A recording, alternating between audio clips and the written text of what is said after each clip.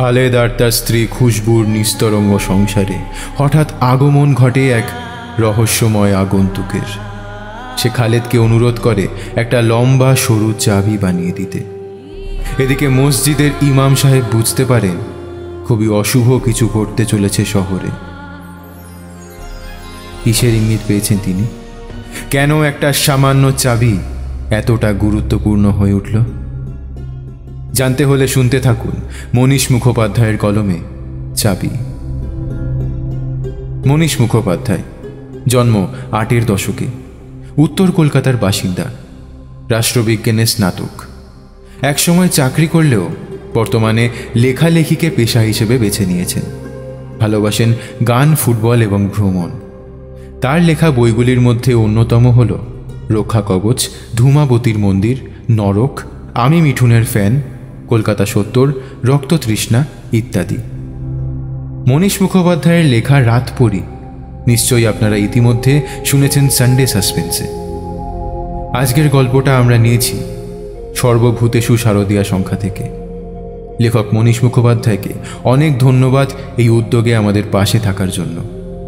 বিশেষ ধন্যবাদ scatter thoughts থেকে অর্ণব এবং হরর স্কোপ থেকে ইভানকেও। এদের দুজনকেই এই গল্পে দুটি বিশেষ চরিত্রে খুঁজে পাবেন। তাদের জন্য টিম থ্রিলারল্যান্ডের তরফ থেকে রইল অগাধ ভালোবাসা। শুরু হচ্ছে চাবি।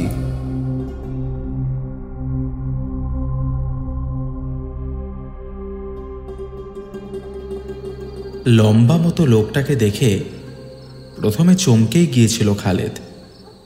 এত লম্বা মানুষ সে এর আগে কখনো দেখেনি। মানুষটার উচ্চতা 7 ফিট তো হবেই। এক রাত্রে সে দোকান বন্ধ করে যখন বাড়ি ফিরছিল, রাস্তা আটকে দাঁড়িয়েছিল লোকটা। আপনি খালেদ হাসান? জিজ্ঞেস করেছিল লোকটা। মাথা নেড়েছিল খালেদ। লোকটা ওকে সালাম দিয়েছিল, তারপর বলেছিল মল্লারপুর বীরভূমের কাছে একটা জমি বিক্রি হয়েছে, তাদেরই পূর্বপুরুষের জমি। লোকটা এইসব জমি জমার কথা খালেদকে কেন শোনাচ্ছে প্রথমটাই কিছুই বুঝতে পারছিল না খালেদ। এইবার লোকটা খোলসা করে বলল ওকে খালেদকে খোঁজার আসল কারণ। খালেদের স্ত্রী খুশবু নাকি সম্পর্কে এই লোকটার চাচাতো বোন। পূর্বপুরুষের জমির ওপর অধিকার রয়েছে খুশবুরও, তাই সে এখানে এসেছে জমির টাকা বোনের হাতে তুলে দিতে।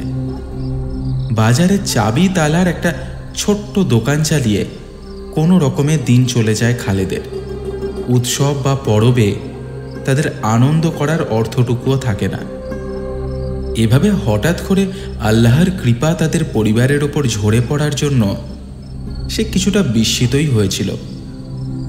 লোকটা ওকে জানিয়েছিল টাকার অঙ্কটা, যেটা নেহাত কম ছিল না। খালেদ আর কথা বাড়ায়নি, লোকটাকে সঙ্গে করে বাড়ি নিয়ে এসেছিল। খালেদ জানতো যে তার স্ত্রী ছোটবেলা থেকেই অনাথ। বড় কষ্ট করে মেয়েটা বড় হয়েছে ওর বাড়ি 5 মাস খেটে।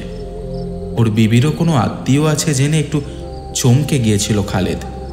কিন্তু টাকার কথাটা শোনার পর আর অন্য কোনো কথা মাথায় আসেনি খালেদের। বাড়িতে লোকটাকে নিয়ে যাওয়ার পর এক প্রস্থ চমকে ছিল খুশবুও। সে আজীবন জেনে এসেছে তার কোথাও কেউ নেই। এই ভাই এখন আসমান থেকে টপকে পড়ল নাকি? ওদিকে আবার খুশবু 8 মাসের পোয়াতি। মাঝে মাঝেই ওকে সরকারি স্বাস্থ্যকেন্দ্রে নিয়ে যেতে হচ্ছে ওর কিছু সমস্যার জন্য। একটা চিন্তা গ্রাস করেছিল খুশবুকে। এই ভাইটা কেমন যেন অদ্ভুত, কি ভীষণ লম্বা আর অস্বাভাবিক ধপধপে গায়ের রং।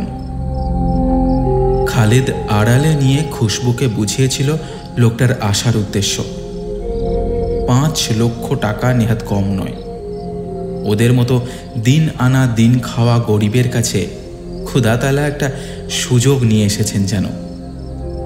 ভয়, সংকোচ সবকিছু নিমেষে কেটে গিয়েছিল খুশবুর। মাত্র 2 কামরার ছোট্ট বাসাটার একটা ঘর ভাইজানকে ছেড়ে দিয়েছিল খুশবু। নতুন একটা বিছানা পাতা হয়েছিল মেহমানের খাতিরের জন্য। রাত্রে বহু কষ্ট হলেও মাংসের ব্যবস্থা করেছিল খালেদ। জোগাড় করা হয়েছিল সরু মিহি চালের। মেহমান অর্থাৎ খুশবুর ভাই কিছুই খাচ্ছিল না। কিছুটা মাংস খেয়েই উঠে পড়ল সে, চালে হাত পর্যন্ত দেয়নি। খালেদ চিন্তিত মুখে প্রশ্ন করেছিল, আরে আপনি তো কিছুই খেলেন না ভাইজান। কাজ শেষ হলে সবই খাবো। তারপর কিছুটা সময় কি যেন একটা ভেবে নিয়ে খালেদকে আবার বলেছিল, ভাইজান, আপনি একটা সরু লম্বা চাবি আমাকে বানিয়ে দিতে পারেন? কিন্তু তার জন্য তো তালার দরকার ভাইজান, মানে কেমন তালা না জানলে চাবি বানাবো কি করে? পাল্টা উত্তর দিয়েছিল খালেদ। লোকটা মাথা নাড়তে নাড়তে চলে গিয়েছিল তার ঘরে।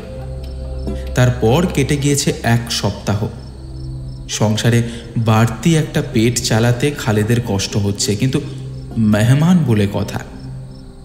রোজ রাত্রে এসেই ভাইজান খালেদের থেকে একটা সরু লম্বা চাবি চায়।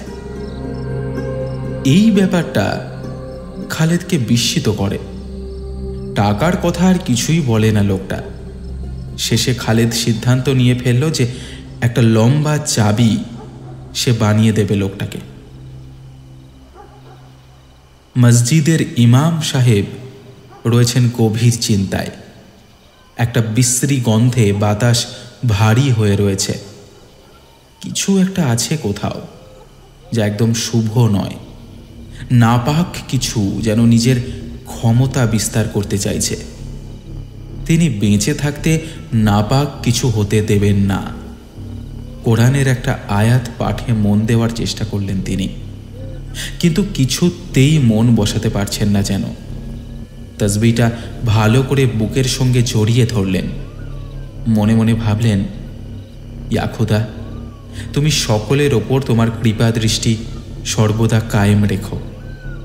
হঠাৎ করেই তিনি শুনতে পেলেন মসজিদের বাইরে একটা খুব চেনা গলা। কেউ যেন তার নাম ধরেই ডাকছে।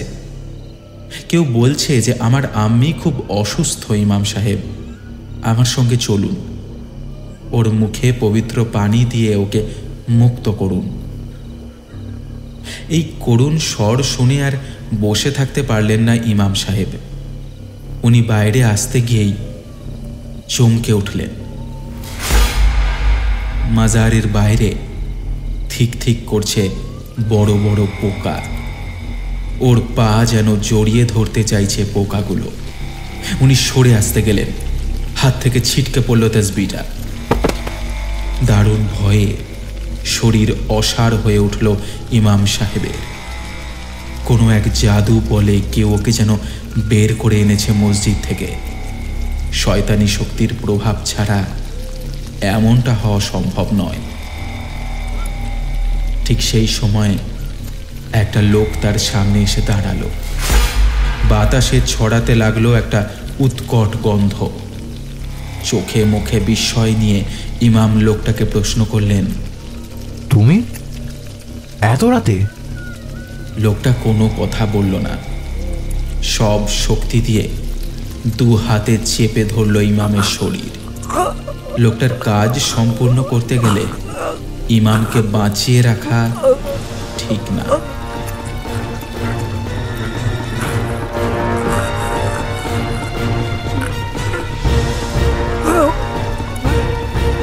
নাক কান দিয়ে রক্তের একটা ক্ষীণ ধারা নেমে আসতে লাগলো ইমাম সাহেবের। আস্তে আস্তে শরীরটা শিথিল হয়ে এলো তার। বিভৎস পোকাগুলো ততক্ষণে শরীরের নিচের দিকে কামড় বসিয়েছে, বিষাক্ত কামড়। যন্ত্রণায় শব্দটুকুও করতে পারলেন না ইমাম সাহেব। লোকটার মুখে দেখা গেল যুদ্ধ জয়ের পাশবিক হাসি। ওর শক্তি আজ আরও কিছুটা বেড়ে গেল। এবার ধীরে ধীরে ওই মেয়েটার শরীরের ওপর দখল নিতে হবে। তারপর শেষ করতে হবে ওর সাজানো সংসারটাকে। কিন্তু ওর বরটাকে ছাড়া তো তালা খোলা যাবে না। ওর কাছেই যে আছে চাবি।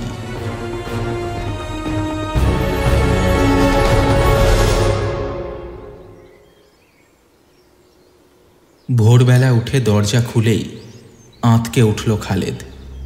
একটা মরা বিড়াল পড়ে রয়েছে দরজার সামনে। এই বিড়ালটা খুব প্রিয় ছিল তার বিবি খুশবুর। 2 বেলা ওটাকে খেতে দিত সে। হাসপাতালের ডাক্তার সাহেব বলেছেন খালেদকে যে এই অবস্থায় যেন কোনো রকম মানসিক চাপ না আসে ওর বিবির ওপর। খুশবুর বারবার বাচ্চা নষ্ট হয়ে যায়। এই প্রথমবার 8 মাস পার করল মেয়েটা। ওর খাওয়া দাওয়া যত্ন আত্তির কোনো ত্রুটি রাখছে না খালেদ। কিন্তু এবার কি হবে? বিড়াল মরার খবর পেয়ে খুশবু খুব কান্নাকাটি করবে। খালেদ ভাবল খুশবু ওঠার আগেই এটাকে গোড় দিয়ে দেবে। বিড়ালটা বেশ কিছুদিন হলো এই বাড়িতে আসা বন্ধ করে দিয়েছিল। খালেদকে খুশবু বারবারই জিজ্ঞেস করতো ওটার কথা। ও হাসি মুখে উত্তর দিত, আরে বাবা, এরা রাস্তার পশু পাখি, দেখো কোথাও না কোথাও ঠিক নিজের ব্যবস্থা করে নিয়েছে।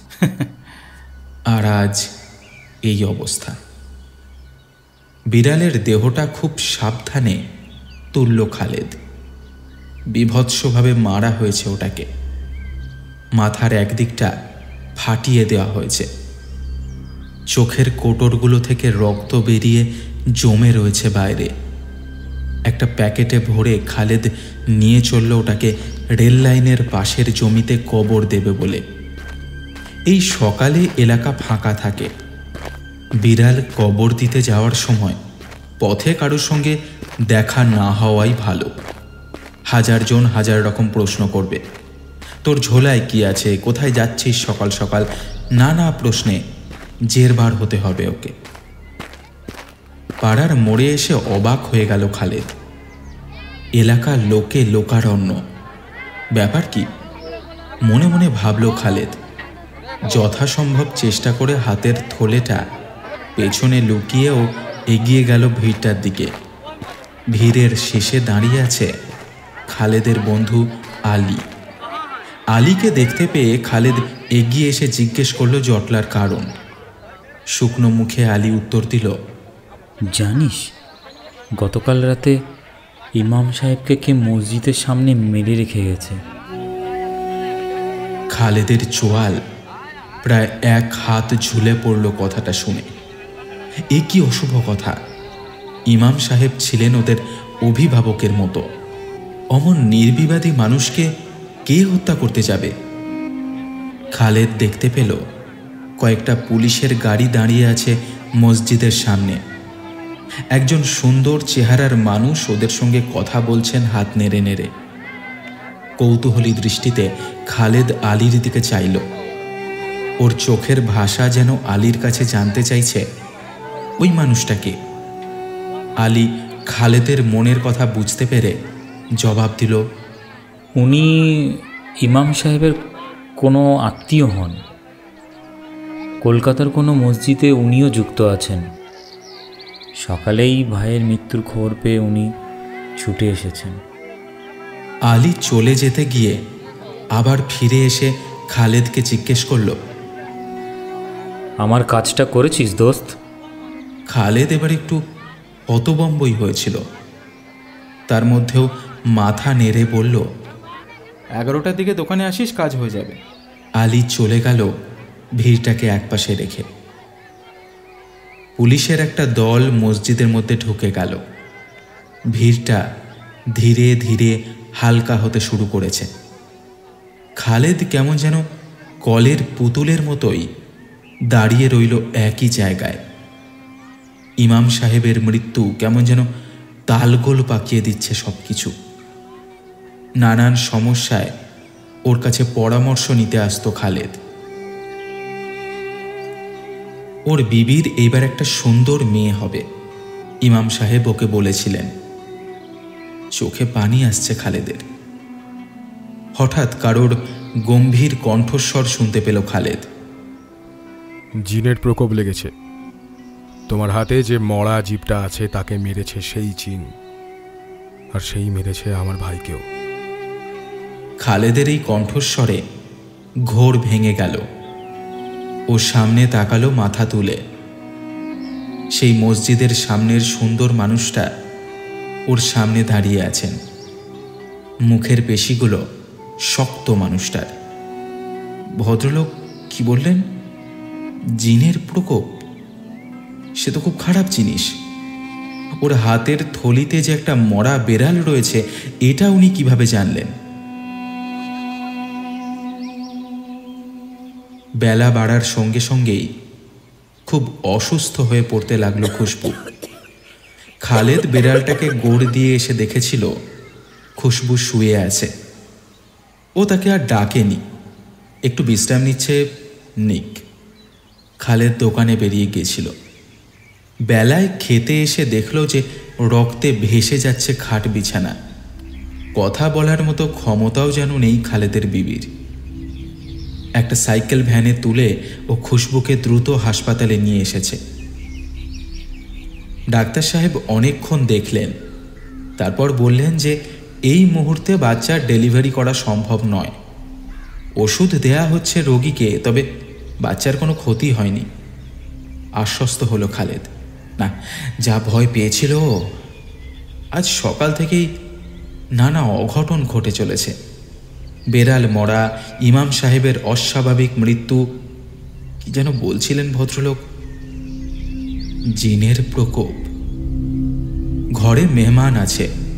বউয়ের এরকম শরীর খারাপ হওয়ার কারণে তার যত্ন আত্মীতেও সমস্যা হচ্ছে। কাল রাত্রে ভাইজান ওকে বলেছেন যে চাবি বানিয়ে দিলেই টাকাগুলো ওদের দিয়ে দেওয়া হবে, কারণ টাকাগুলো নাকি একটা এমন আলমারিতে আছে যার তালা খুলতে লাগবে একটা সরু লম্বা চাবি। আজকে খালেদ সারাদিন ধরে সেই চাবি বানাবে বলেই ভেবেছিল। এদিকে এই বিপত্তি। সন্ধ্যার দিকে অনেক সুস্থ হয়ে উঠল খুশবু। ডাক্তার বললেন চিন্তার কোনো কারণ তিনি দেখছেন না। বাচ্চা কাচ্চা হওয়ার সময় এরকম রক্তপাত নাকি অনেকেরই হয়ে থাকে। বাচ্চা যতদিন না হচ্ছে খেয়ে যেতে হবে ওষুধ। আসছে মাসেই ডাক্তারবাবু তারিখ দিলেন। বাড়িতে ঢোকার পথে বেশ চমকে গেল খালেদ। ভাইজান দরজার সামনে বসে আছেন। চাঁদের আলো পড়েছে ওর গায়ে। সেই আলোয় লোকটাকে কেমন যেন অন্যরকম দেখাচ্ছে। একটা নীলচে আভা শরীর স্পর্শ করে বেরিয়ে আসতে চাইছে। মানুষটার চোখের তারায় যেন স্থির হয়ে আটকে আছে চাঁদের মায়া ঝরানো আলো। খালেদকে দেখতে পেয়ে উনি প্রশ্ন করলেন, চাবি তৈরি হলো? যার বোন সারাদিন হাসপাতালে ভর্তি ছিল, সারাদিন চিন্তার মধ্যে কেটেছে ওদের, তার ভাই কি করে এমন প্রশ্ন করে? অদ্ভুত লাগলো খালেদের। ও কোনো উত্তর দিল না ভাইজানের কথার। কোনো উত্তর না পেয়ে তিনিও ঘরে চলে গেলেন। একবারও জিজ্ঞেস করলেন না ওর বোনের শরীরের হাল হকিকত। মাথায় আগুন চড়ে গেল খালেদের। ও চিৎকার করে উঠল, আপনার বোনের এত বড় একটা বিপদ আর আপনি পড়ে আছেন একটা চাবির জন্য?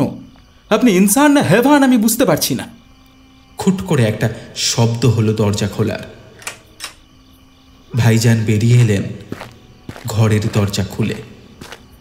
নীল আলোটা এবার যেন অতিরিক্ত মাত্রায় প্রকট হয়ে উঠছে।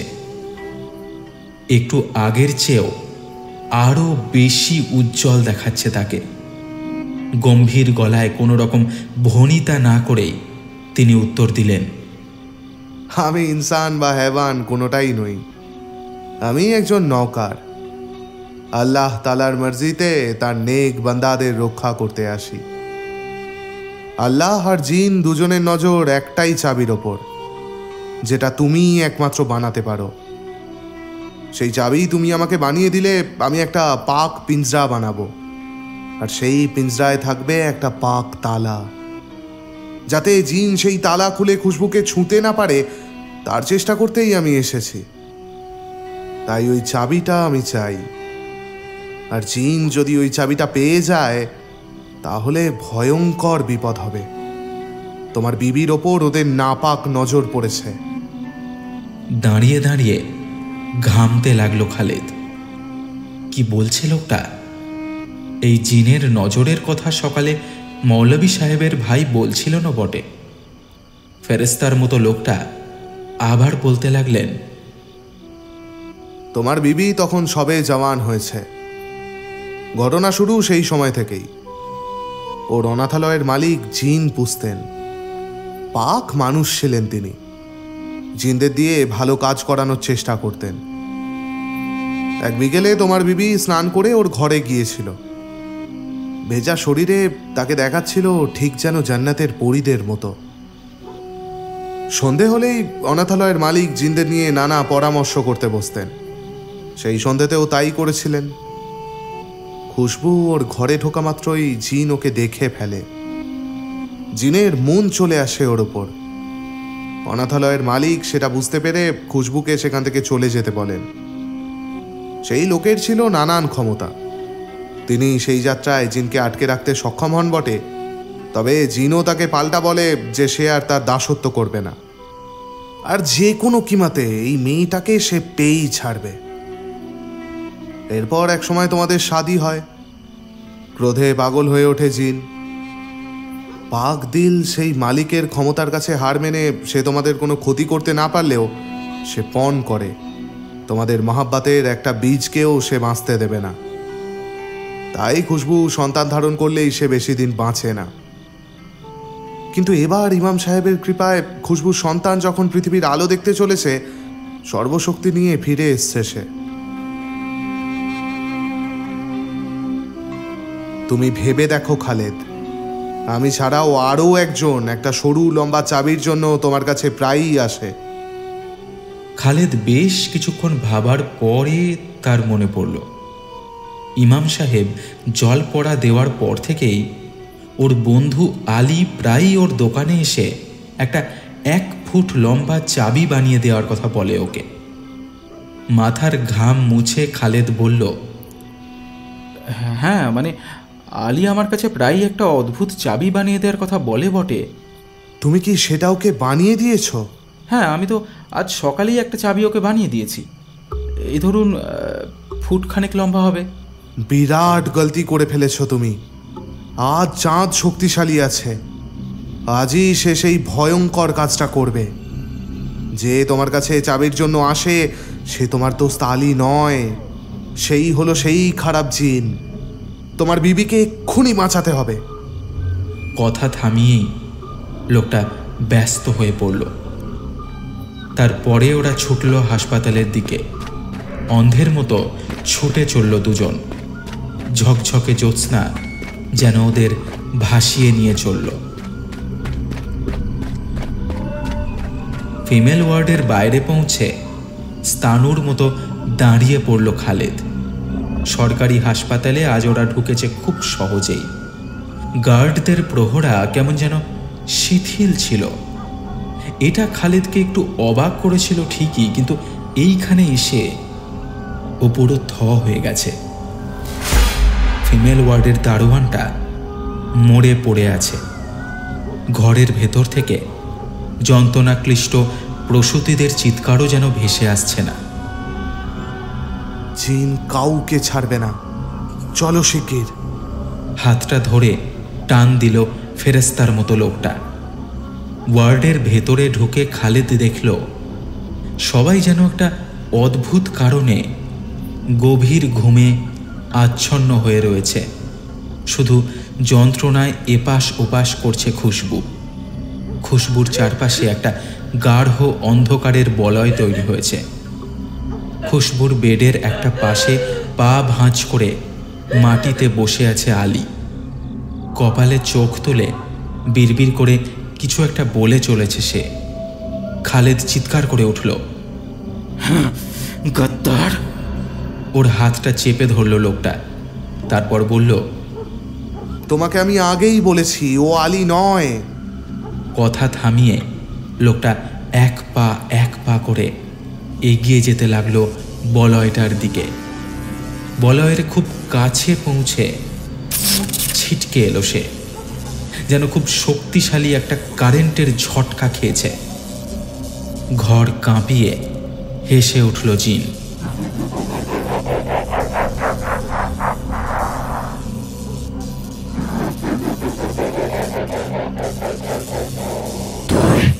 তুই বাজাতে পারবি না, পারবি না বাঁচাতে? রাখতে পারবি না, রাখতে পারবি না। আমি বুঝেছিলাম তুই তোর আল্লাহর মার্জিতে এদের বাঁচাতে এসেছিস, তাই তোর ক্ষমতাকে শেষ করতে ওর পেটে আমি লাচার প্রাণীর রক্তে নাপাক করেছিলাম, ইমামকে মেরেছিলাম। তোর শক্তি ওখানেই শেষ হয়ে গেছে।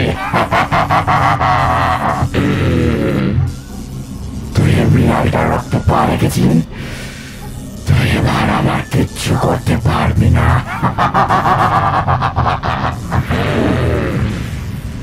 খুশবুর ভাইজান সেজে যে পাক আত্মা লোকটা এসেছিল তাকে দেখে খালেদের মনে হলো যে লোকটা ভীষণ বেবশ হয়ে পড়েছে। খালেদ এবার এগিয়ে গেল বলয়ের দিকে। সেও ছিটকে পড়ল কয়েক হাত দূরে। যন্ত্রণায় কোঁকিয়ে উঠল সে। ওদের দিকে না তাকিয়ে জিন আবার বিড়বিড় করে কিছু একটা পড়তে লাগলো। বিষয়টা অনেকটাই হাতের বাইরে চলে গেছে, তাও শেষ চেষ্টা করার জন্য একটা আয়াত পড়তে লাগলো ভাইজান। কিন্তু লাভ কিছুই হলো না, বরং আরও ভীষণ অন্ধকার ঢেকে ফেলতে লাগলো বলয়টাকে। চারিদিকে মৃত্যুর মিছিলের মাঝে যেন একা জেগে আছে সেই শয়তানের বলয়। বলয়ের মধ্যে থেকে জেতার আনন্দে জিন চিৎকার করছে, এই মেয়েটাকে যখন পাইলেন, এই মেয়েটাকে যখন নিয়ে যাবেন নিজের দুনিয়ায়, এই মেয়েটাকে মেরে তার রক্তে জন্ম হবে এই শয়তানের বাচ্চা। আমাকে কেউ রুখতে পারবে না।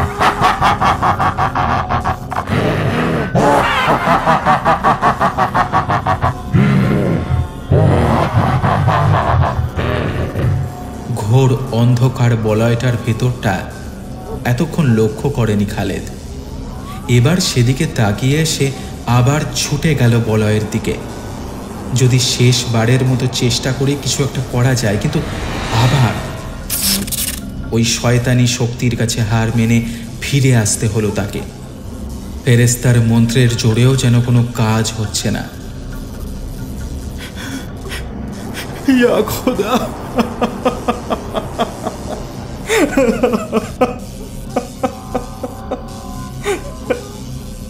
চোখ ভিজে উঠল খালেদের। সে ডুকরে কেঁদে উঠল। জিনটা সেই ফুটখানেক লম্বা চাবিটা চাপ দিয়ে ঢুকিয়ে দিচ্ছে খুশবুর নাভির ভিতর। যন্ত্রণায় ছটপট করছে খুশবু। পিচ্ছিল এক রক্তের বিষাদময় ধারা বেরিয়ে আসছে এক মায়ের শরীর থেকে। জিনটা তার ধারালো নখ দিয়ে পেটটা চিরে ফেলতে চেষ্টা করছে। বিজয় উল্লাসে সে পাগল হয়ে উঠেছে। তার পিঠে গজিয়ে উঠছে একজোড়া পৈশাচিক ডানা। শরীর পরিবর্তন করছে জিন। ওহ, বলয়টা ভাঙা গেলে ওর ওপর কর্তৃত্ব কায়েম করা যেত। ও মানুষের খোলস সেরে ফেলেছে। আক্ষেপের সুরে চেঁচিয়ে উঠলেন ফেরেশতা। হঠাৎ আকাশ বাতাস কাঁপিয়ে ভেসে আসতে লাগলো নামাজের পবিত্র আয়াত। চাবিটায় মোচড় দিতে গিয়েও হাতটা থেমে গেল জিনটার। বিদ্যুৎ গতিতে সে কয়েক পা সরে গেল। বলয়টার মধ্যে যেন কিছুটা জল এসে পড়ল। আকাশের দামিনী যেন স্পর্শ করল বলয়টাকে। চোখের সামনে চুরমার হয়ে যেতে লাগলো বলয়টা। খালেদ শুনতে পেল খুব মিষ্টি অথচ গম্ভীর গলায় কেউ পাঠ করছে পবিত্র কোরআন। খালেদ দরজার কাছে দাঁড়িয়ে অবাক হয়ে গেল। সেখানে দাঁড়িয়ে আছে ইমাম সাহেবের সেই ভাই, যার সঙ্গে সকালেই দেখা হয়েছিল। সাদা আলখাল্লায় তাকে দেখে মনে হচ্ছে যেন তিনি কোনো নবী হবেন। আপনি এবার ওই শয়তানকে তার জায়গায় ফিরিয়ে দিন, গম্ভীর কণ্ঠে বলে উঠলেন তিনি। ফেরেশতা দৌড়ে প্রবেশ করল বলয়ের মধ্যে। এক হাতে চেপে ধরল শয়তান জিনটার হাত, আর অন্য হাত রাখল খুশবুর ক্ষতবিক্ষত নাভিটার ওপর। সেই ক্ষত যেন কোনো মন্ত্র বলে মিলিয়ে যেতে লাগলো। জিনটা ছটফট করছে যন্ত্রণায়। মাটির মধ্যে একটা বড় গর্ত তৈরি হচ্ছে। সেই গর্তের মধ্যে কেউ যেন টেনে নিয়ে যেতে চাইছে শয়তানটাকে। সে গর্জন করছে, কিন্তু ফেরেশতার শক্তির সঙ্গে এঁটে উঠতে পারছে না। এক সময় সব কেমন যেন ভোজবাজির মতো মিলিয়ে গেল।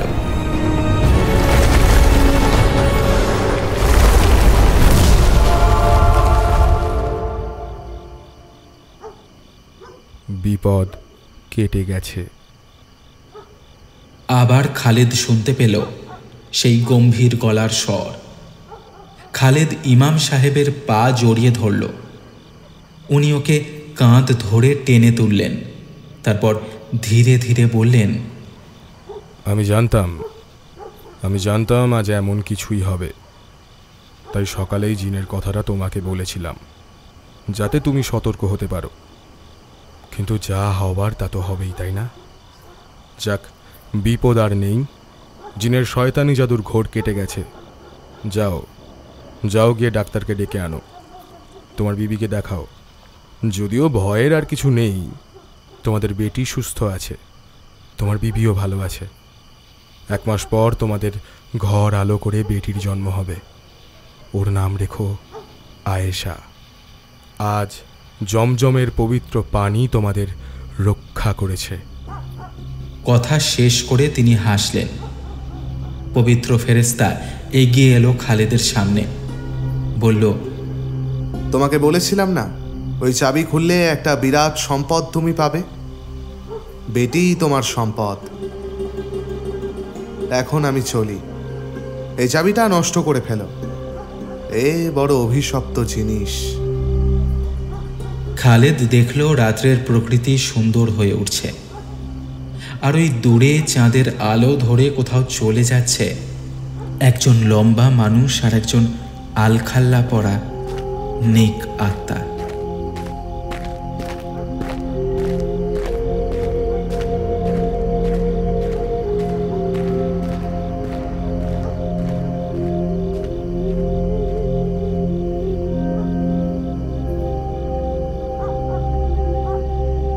শুনছিলেন চাবি, রচনা মনীষ মুখোপাধ্যায়, গল্প পাঠে ছিল রণদীপ, ফেরেশতার ভূমিকায় স্ক্যাটার থটস থেকে অর্ণব, খালেদের ভূমিকায় রণদীপ, আলীর ভূমিকায় ইন্দ্র, জিন এবং ইমাম সাহেবের ভূমিকায় অনুভব এবং ইমাম সাহেবের ভাইয়ের ভূমিকায় টিম হররস্কোপ থেকে ইভান। তাহলে কেমন লাগলো আজকের গল্পটা? জানিয়ে দাও নিচের কমেন্ট বক্সে। ভালো লাগলে ভিডিওটা লাইক করে লিঙ্কটা পরিচিতদের মধ্যে শেয়ার করে দিও। আর চ্যানেলটা সাবস্ক্রাইব করতে কি নতুন করে বলতে হবে নাকি? আজ এ পর্যন্তই। টিম থ্রিলারল্যান্ডের তরফ থেকে সবাইকে জানাই শুভেচ্ছা। ভালো থেকো, ভয় থেকো।